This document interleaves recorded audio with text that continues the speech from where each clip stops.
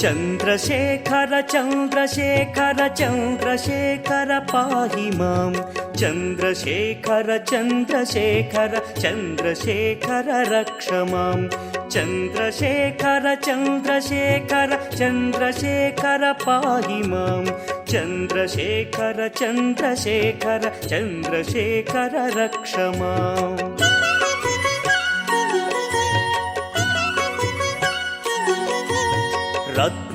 रत्नसानुशरासनं रजताद्रिशृङ्गनिकेतनं सिञ्जनीकृतपन्नगेश्वर मच्युतानलसायकं क्षिप्रदग्धपुरत्रयं त्रिदिवालयैरभिवन्दितं चन्द्रशेखरमाशये मम किं करिष्यति वै यमः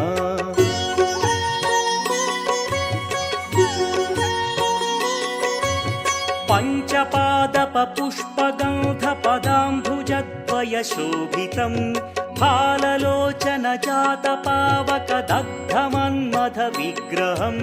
भस्मदिग्धकळेभरं भवनाशनं भवमव्ययं चन्द्रशेखर चन्द्रशेखर चन्द्रशेखर रक्ष माम्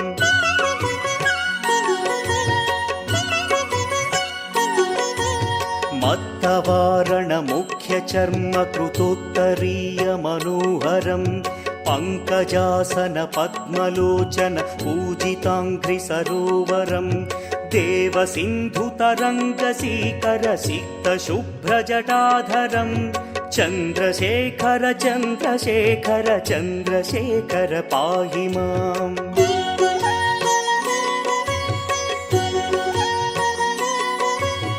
यक्षराजसखं भगाक्षहरं भुजङ्गविभूषणं शैलराजसुतापरिष्कृतचारुवामकळेबरं क्ष्वेलनीलगलं परश्वधधारिणं मृगधारिणं चन्द्रशेखर चन्द्रशेखर चन्द्रशेखर पाहि माम्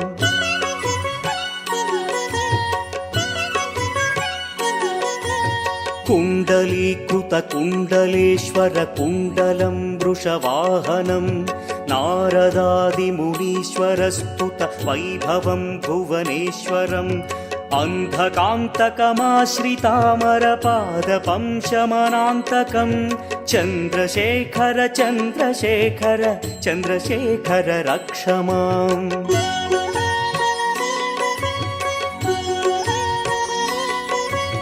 भेषजं भवरोगिणामखिलापदामपहारिणं दक्षयज्ञविनाशनं त्रिगुणात्मकं त्रिविलोचनं भक्तिमुक्तिफलप्रदं सकलाघसङ्घनिबर्हणं चन्द्रशेखर चन्द्रशेखर चन्द्रशेखर रक्ष माम्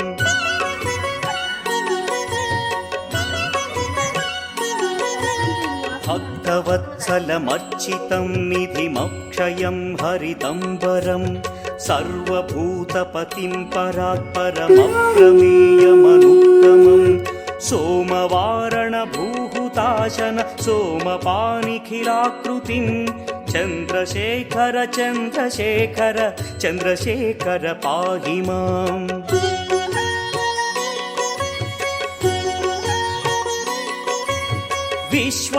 विश्वसृष्टिविधायिनं पुनरेव पालनतत्परं संहरन्तमपि प्रपञ्चमशेषलोकनिवासिनं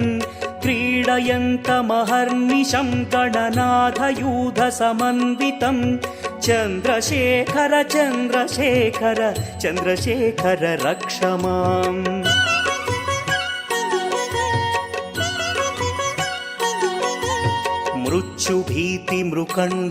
मृत्युभीतिमृकण्डुसूनुकृतस्तवं शिवसन्निधौ यत्र कुत्र च यः पठेन्न हि तस्य मृत्युभयं भवेत् पूर्णमायुररोगतमखिलार्थसम्पदमादरं पूर्णमायुररोगतमखिलार्थसम्पदमादरं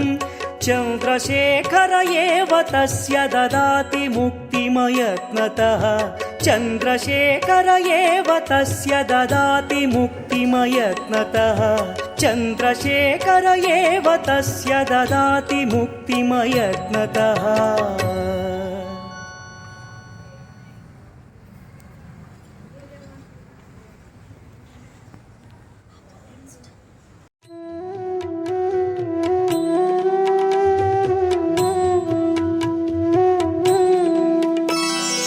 ब्रह्ममुरारिसुरार्चितलिङ्गं निर्मलभासितशोभितलिङ्गम् जन्मजदुःखविनाशकलिङ्गं तत्प्रणमामि सदा शिवलिङ्गम् देवमुनिप्रवरार्चितलिङ्गं कामदहन करुणाकरलिङ्गम् रावणदर्पविनाशकलिङ्गं तत्प्रणमामि सदा शिवलिङ्गम्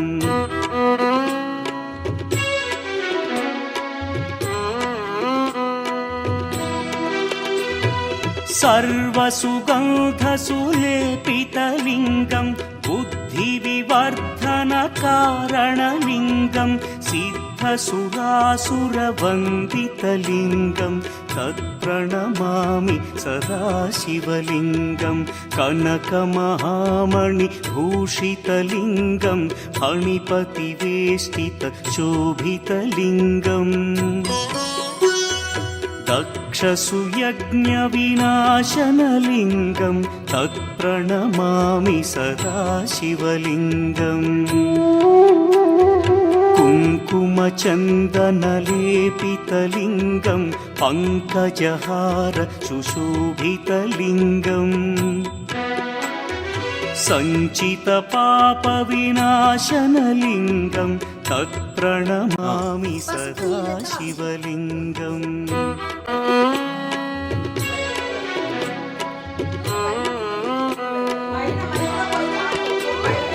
देवगणार्चितसेवितलिङ्गं भावैर्भक्तिभिरेव च लिङ्गं दिनकरकोटिप्रभाकरलिङ्गं तत्प्रणमामि सदा शिवलिङ्गम् अष्टदलोपरिवेष्टितलिङ्गं सर्वसमुद्भवकारणलिङ्गम्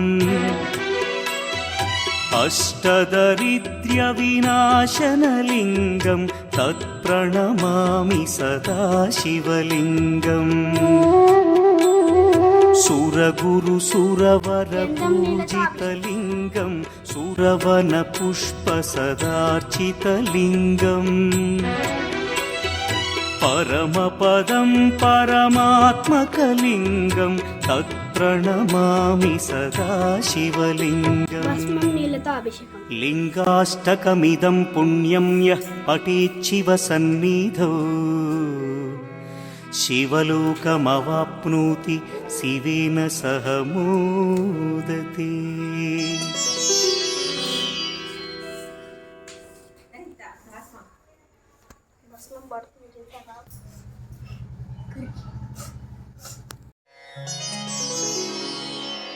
गङ्गातरङ्गरमणीयजटाकलापं गौरीनिरन्तरविभूषितवामभागं नारायणप्रियमनङ्गमदापहारं वाराणसीपुरपतिं भज विश्वनाथ। रोज़ वाटर का अभिषेकम वाचामगोचरमनेकगुणस्वरूपं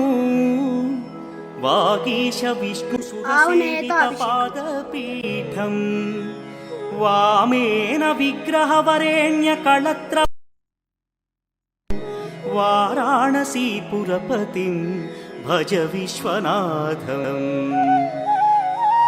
भूताधिपं भुजगभूषणभूषिताङ्गं व्याघ्राजिनाम्बरधरं जटिलं त्रिनेत्रं पाशाङ्कुशाभयवरप्रदशूलपाणिं वाराणसीपुरपतिं भज विश्वनाथम्। సీతాంశోభిత కిరీట విరాజమానం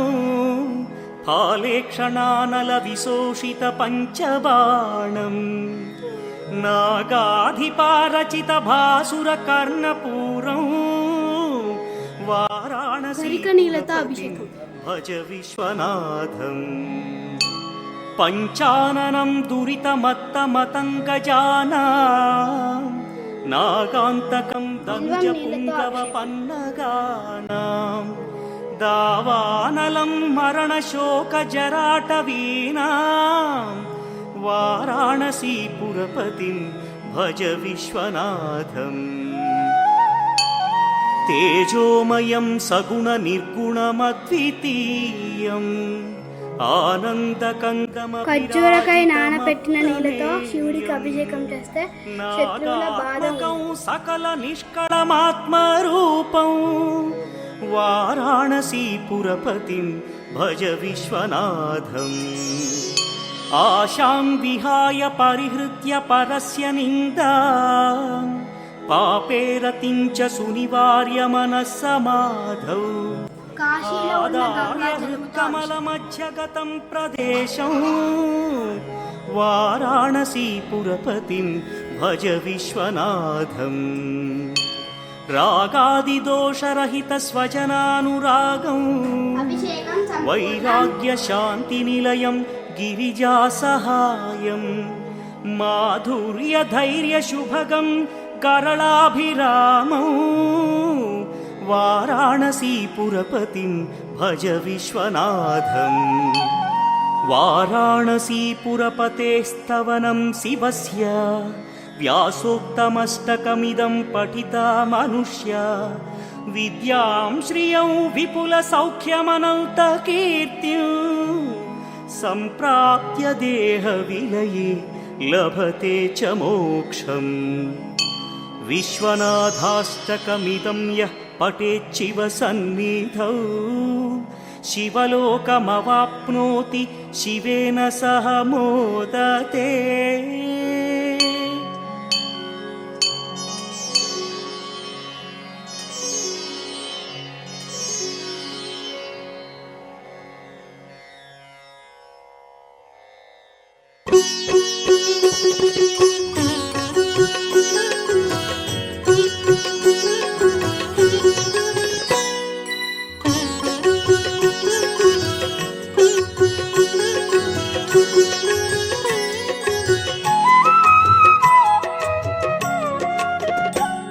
విశ్వేశ్వరాయ నరకాంతకతారణాయ కరుణామృతాయ శశిశేఖరధారణాయ కర్పూరకాంతిధవళాయ జటాధరాయ దారిద్ర్యదుఃఖదహనాయ నమః శివాయ గౌరీప్రియాయ రజనీశకలాధరాయ కాలాంతకాయ భుజగాధిపకంకణాయ గంగాధరాయ గజరాజ విమర్దనాయ దారిద్ర్యదుఃఖదహనాయ నమః శివాయ దారిద్ర్యదుఃఖదహనాయ నమః శివాయ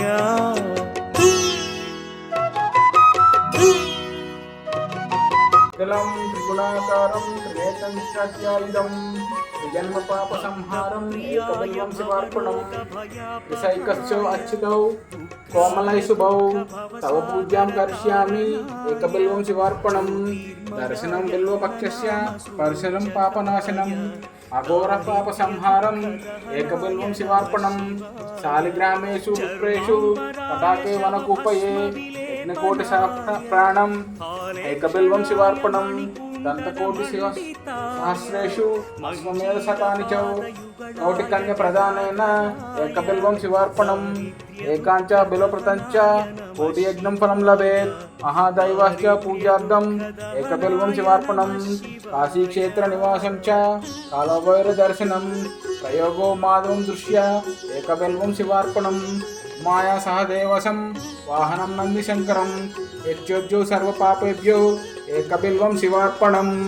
ఓం నమః శివాయ. హర హర మహాదేవ. శంభో శంకర. పంచాననాయ ఫణిరాజ విభూషణాయ हेमांशुकाय भुवनत्रयमण्डिताय आनन्दभूमिवरदाय तमोमयाय दारिद्र्यदुःखदहनाय नमः शिवाय भानुप्रियाय भवसागरतारणाय कालान्तकाय कमलासनपूजिताय नेत्रत्रयाय शुभलक्षणलक्षिताय दारिद्र्यदुःखदहनाय नमः शिवाय दारिद्र्यदुःखदहनाय नमः शिवाय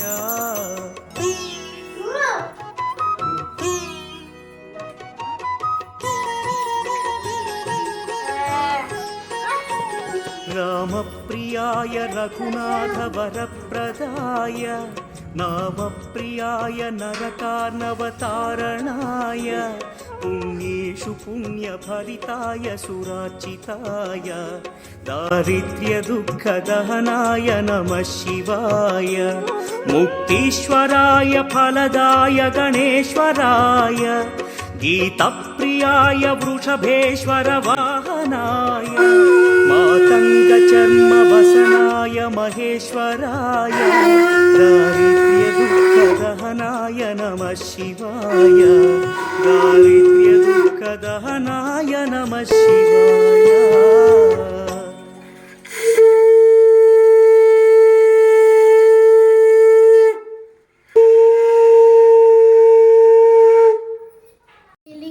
బొట్టేంటో విచిత్రంగా ఉంది అనుకుంటున్నారు కదా, ఇది కొంచెం రేర్ అండి. బ్రహ్మసూత్రం లింగాలకి ఉంటాయి ఇట్లాంటి టైప్ బొట్లు, స్వయంభూగా ఉంటాయి. అవి రాయి పైన లింగం పైన ఉంటాయి. గీయర్ అవి చెక్కకుండానే వచ్చేస్తాయి.